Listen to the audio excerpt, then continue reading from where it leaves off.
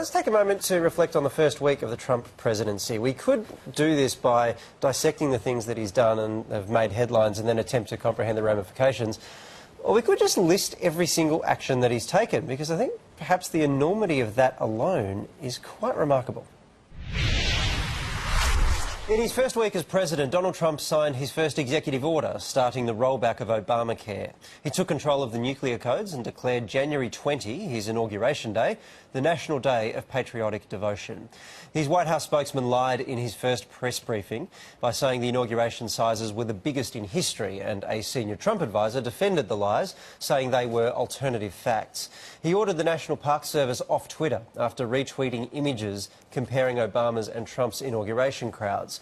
Trump planted staffers to cheer and applaud at a speech he gave to the CIA. He bypassed anti-nepotism laws to hire his son-in-law, Jared Kushner, as a senior White House advisor.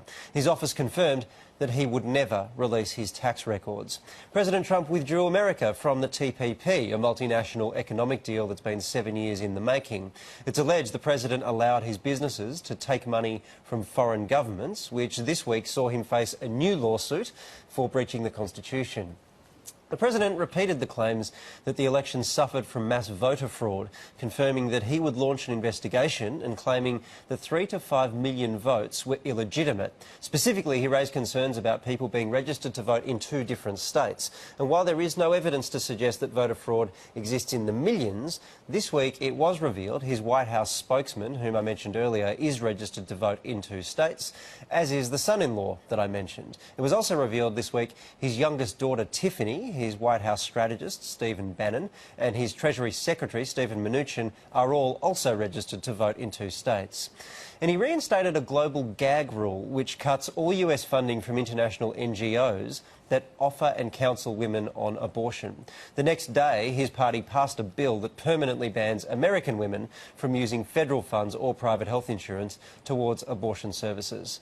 He vowed to cut funding to violence against women's programs, as well as national arts and humanities, legal services, minority business development programs, public broadcasting, and the Office of Energy Efficiency and Renewable Energy. Trump's administration removed the Spanish version of the White House website and deleted pages on civil rights, LGBT rights and climate change. He overturned the ban on 2 major oil and gas projects the protesters claim could contaminate water and destroy sacred land. He ordered a total media blackout on the Environmental Protection Agency, the Department of Agriculture and Health and Human Services. He also imposed a hiring and regulatory freeze across government agencies, except for the military and some public safety sectors. President Trump drafted orders to temporarily suspend America's refugee intake with an indefinite ban on Syrians. He also announced plans to halve America's asylum program. He drafted plans to suspend new visas for people from Iraq, Iran, Libya, Somalia, Sudan and Yemen. The president also drafted a plan to open CIA black sites around the world to reintroduce torture as an interrogation technique. President Trump moved to redirect allocated federal funds to start building a $20 billion wall on the southern border. After Mexico again refused to pay for that wall, Trump tweeted a suggestion to the Mexican president that he cancel their upcoming meeting. He did.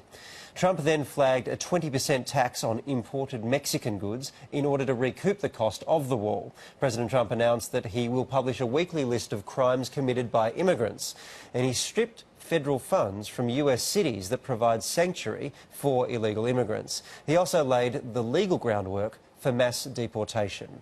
And that was week 1.